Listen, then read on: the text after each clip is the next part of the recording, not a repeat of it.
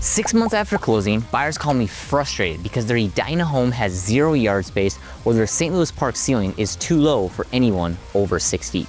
Here's the thing, these aren't bad areas, they're just the wrong fit. After helping hundreds of families across the Twin Cities, I've learned exactly which neighborhoods match which buyers. So today, I'll show you where to avoid and where to look based on what you actually need. Here's what happens in almost every consultation I do. Someone shows up convinced they need to be in a specific suburb because everyone's talking about it. They buy there, 6 months later, they're calling me frustrated about problems they never saw coming.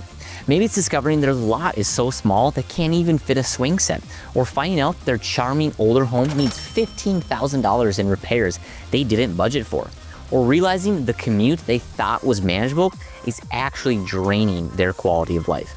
There's no single best area. It's about matching the right neighborhood to your actual life. So let me break this down by the 3 main buyers I work with, and I'll tell you exactly where to look and where to avoid, starting with buyers who need to protect every dollar. Your biggest enemy as a first-time buyer isn't the down payment. It's the surprise $8,000 furnace replacement 3 months after closing that destroys your budget. Budget stability means finding a home where you're not constantly bleeding cash on maintenance you didn't expect. Fridley and Columbia Heights come up a lot for first-time home buyers because they're close to Minneapolis. But here's the thing. Most houses here were built from the 1940s through the 1960s. These are older, smaller homes. They often have deferred maintenance. Talking about prices, Redfin data from December 2025 shows Fridley's median sits around $300,000 and Columbia Heights under $300,000. When your budget is already tight, finding out you need a new furnace or the electrical panel needs upgrading can wreck your finances. These aren't bad areas. They just assume you're ready for repairs and have the cash to handle them. Nokomis is another one. This neighborhood in South Minneapolis is super charming, close to Lake Nokomis, and it's a cool urban vibe everyone wants. And when we talk about move-up buyers, you'll see why airport noise becomes an even bigger deal when you're trying to raise a family and host gatherings. Stick around. But again, older homes, a lot of them were built in the early to mid 1900s. Potential plumbing problems, electrical issues, foundation concerns, and water issues.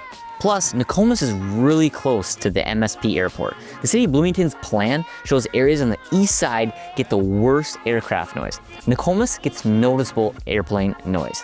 Real adjustment if you're not expecting it. These aren't terrible areas though. They're just not great if you need low maintenance and won't surprise you with big repair bills. So where gives you newer construction without breaking the bank? 2 northern suburbs that most people completely overlook.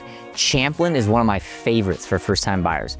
It's a northern suburb straight north of Minneapolis along the Mississippi River. A lot of people skip it because they think it's too far, but you can get to downtown Minneapolis in about 30 minutes, same as Maple Grove. When you get in Champlin, is incredible. Bigger homes, bigger lots, newer construction. A lot of homes were built here in the 1980s through 2000s, so you're not dealing with that maintenance problem in other homes that we discussed. You're also really close to Elm Creek Park Reserve. Mountain biking trails, swimming, cross-country skiing, running trails, walking trails. Massive outdoor spot. Home values here are solid. Median home price in the Champlin is under $400,000. You can find homes with 3-stall garages as well. Perfect if you've got cars, outdoor equipment, or just want extra storage. Plus, flat, usable yards that are actually big enough to do something with. The other area is Anoka. If Champlin feels like a stretch, Anoka is even more budget friendly. Median home prices sit in the high 300,000s. You will find some older homes here, yes, but the price point is so reasonable that it's worth considering. Anoka has this really cute downtown right on the Mississippi River. Small town charm, but you're still only 30 minutes from downtown Minneapolis. Decent lot sizes, yards, and you're not giving up access to the metro. It's a great option if Maple Grove or Plymouth feels out of reach. These northern suburbs give first-time buyers the breathing room they need. You're not house poor and you're not one water heater away from financial stress.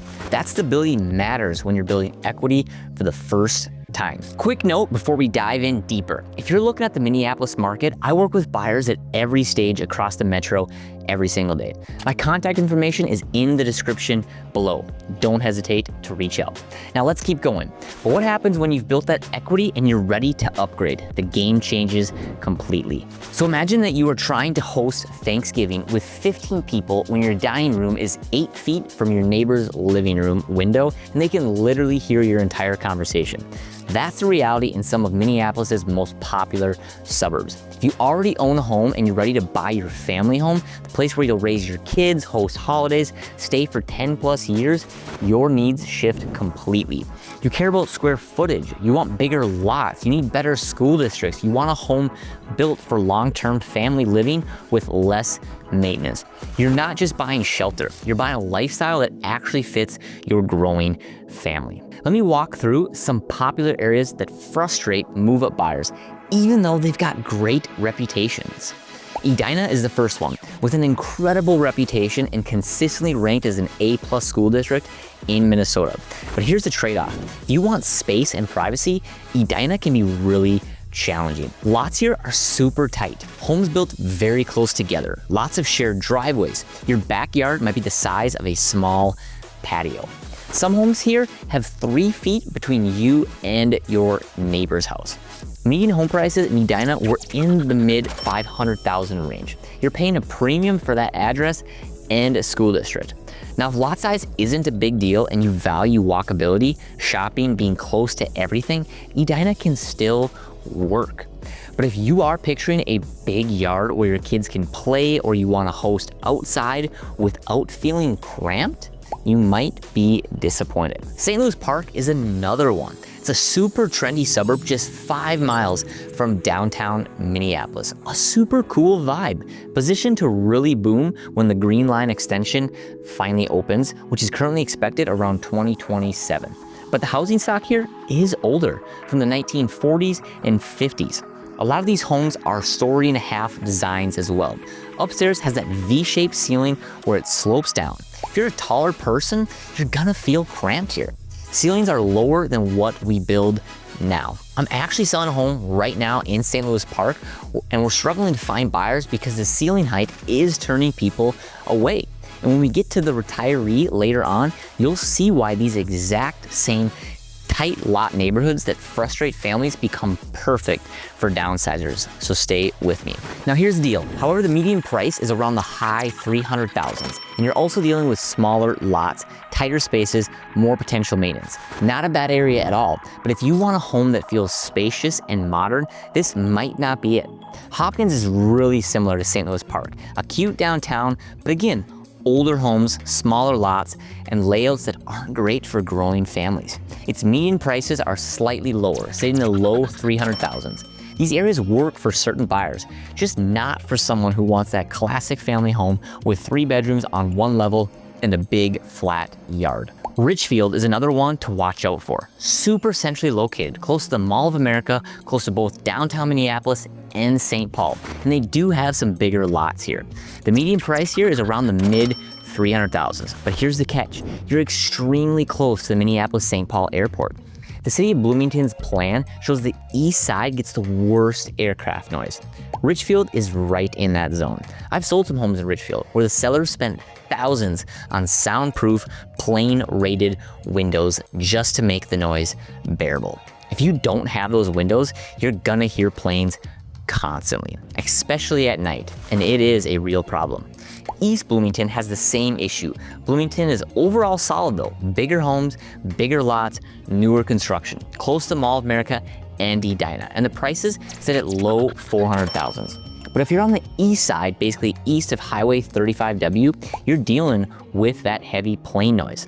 The west side of Bloomington, closer to areas like the Centennial Lakes Park District, is way more desirable because you're farther from the airport. So where delivers space, top schools, and homes that won't nickel and dime you on maintenance? The western suburbs consistently win for move-up buyers. Wayzata, Minnetonka, Edina when lot size isn't the priority. Maple Grove, Eden Prairie, Chanhassen, Chaska, and the Eastern Carver School District.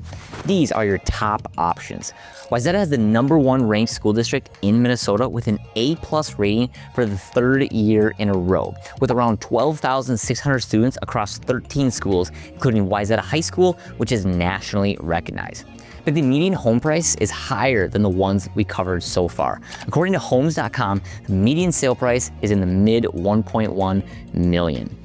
We also have the small, wealthy city right on Lake Minnetonka. Really expensive lakefront homes ranging from the mid 400,000s to over 2 million.